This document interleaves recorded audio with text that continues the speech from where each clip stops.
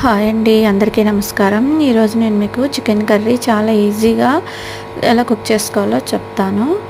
శుభ్రంగా చికెన్ కడిగి పెట్టేసుకున్న తర్వాత హాఫ్ కేజీ చికెన్కి చెప్తున్నానండి. 2 స్పూన్లు అల్లం పేస్టు, స్పూన్ పెరుగు, 3 స్పూన్లు కారము, 1 స్పూన్ పసుపు, కొంచెం జీలకర్ర, 1 స్పూన్ ధనియాల పొడి, తర్వాత కొంచెం ఒక 2 స్పూన్లు గరం మసాలా పౌడరు, తర్వాత ఆనియన్ ముక్కలు, కొంచెం ఒక గరిటె ఆయిల్ వేసి ఒక హాఫ్ అన్ అవర్ నానబెట్టేసుకొని, తర్వాత అలా బౌల్లో నూనె వేసి వేడెక్కిన తర్వాత ఉల్లిపాయలు కొంచెం వేసి ఫ్రై చేసుకొని, తర్వాత మనం నానబెట్టుకున్న చికెన్ గ్రేవీ అంతా కూడా మరలా ఆ బౌల్లో వేసుకొని ఒక హాఫ్ అన్ అవర్ కుక్ చేసుకున్న తర్వాత చక్కగా కొత్తిమీరతో గార్నిష్ చేసుకొని దించేసుకోవాలండి.